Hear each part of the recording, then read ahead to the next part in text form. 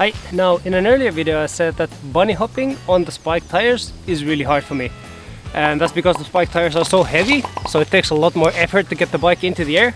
And while that's true to a certain degree, it definitely doesn't mean that bunny hops are impossible, like in any way. They're just harder. So I figured if I practice them now with the winter setup, once I have my light summer tires back on, bunny hopping should feel way easier. So I set up a little challenge for myself of making 500 bunny hops during my daily commutes. So I'm gonna practice bunny hopping and film this video while I'm riding to work and while I'm riding home from work.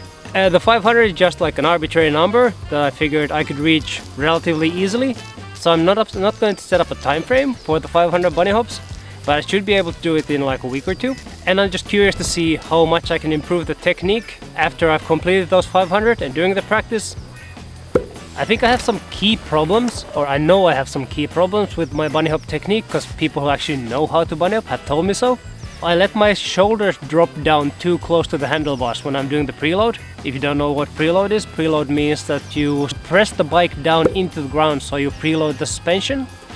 And then you can use the counter force to help you spring into the air. The second problem I have is that I move my hips and my weight too far back on the bike. Like my hips actually go behind the rear axle. And while you do need to do that to a certain degree, I'm doing it too much of it. So as a result of those two problems, my body position on the bike is a bit awkward in order to get like a really high hop. So there's quite a few challenges to overcome. There's these technique problems, and then the bike feels super heavy, and then we have ice on the ground. But let's get grinding.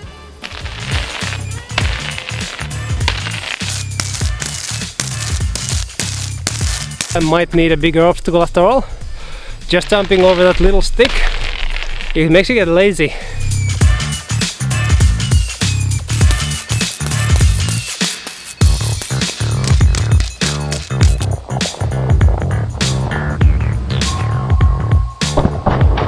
Now, one thing I've noticed that's holding me back a little bit, or makes me have less control than I'd like to have, is that I keep having my finger on the rear brake, kind of as a safety blanket, because I've just learned to do that from practicing manuals. But that doesn't give me the optimal control, so I'm trying to force myself to death grip the handlebars and not have my finger on the brake.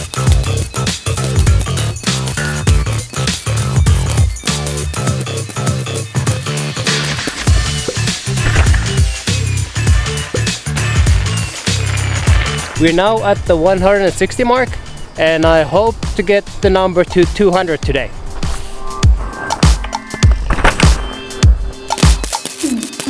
Today I've brought the bunny hopometer with me to get some accurate readings of how high I can hop currently. I need to warm up first, so I've set the bar to 30 centimeters because it's like a comfortable height that I should be able to hop really easily, and we'll start raising it up from there.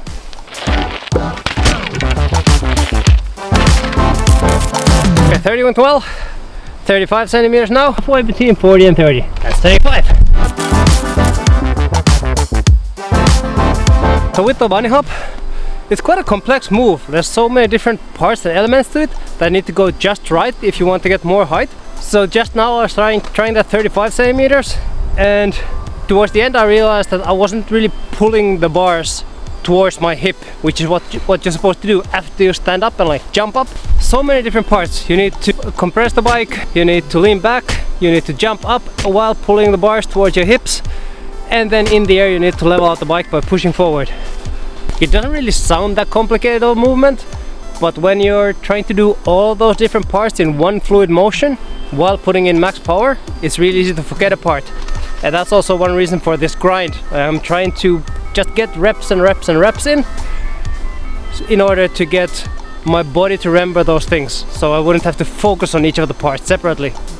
If you have any bunny hop tips for me, please leave a comment down below. I'd really appreciate it, because my bunny hop practice definitely won't end after this challenge is completed. 35. Pretty happy with that.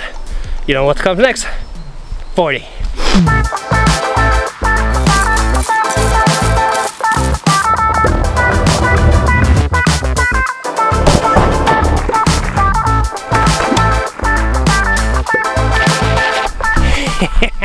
I got the 40 centimeters. I really didn't expect that. It took me a while, and I was that close to make the statement that I'll make 40 centimeters my ultimate goal with the started tires. But we're there now, and we're not even halfway through. Hey friend, wanna help me with my bunny hops? Where are you going? Come back.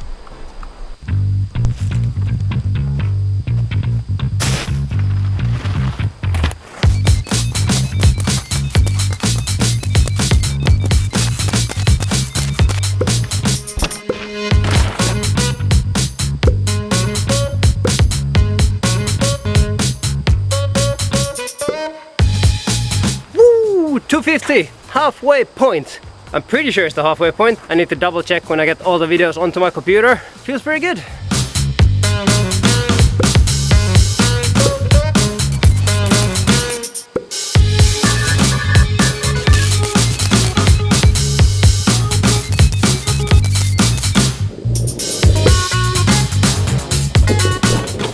Whew. I think things are starting to fall into place a little bit more.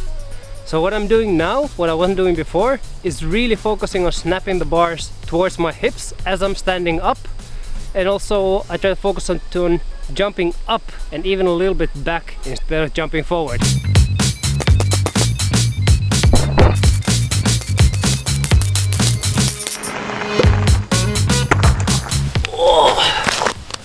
Oh. 350 hops. This is really starting to feel like a grind. I'm not sure if I'm feeling it anymore. Like the 350, that's already a respectable number. And that would make a fine title for the video. 350 hops. I wonder if I should just call it quits and be done with the video. As if. What kind of challenge would that be if I would stop when it starts feeling hard? That's when the challenge actually begins. Let's get it!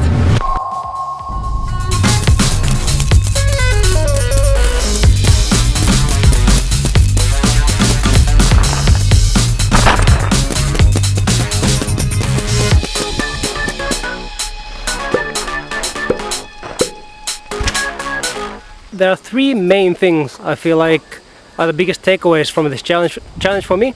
The first one is to jump up and get your torso as vertical as possible and as high as possible, because your momentum will carry you over the obstacle, so you don't need to worry about jumping forward, just jump up. Second was timing. I started to initiate the bunny hop much earlier than I used to, because when you're trying to do a bigger hop, the bike just needs a little bit more time to get to the apex of the jump. And the third one is that I'm using my hands and especially my shoulders much more. I wasn't doing that earlier, but getting the bike level, it has a lot to do with your arms, like shrugging your shoulders a little bit and pushing the bike forward.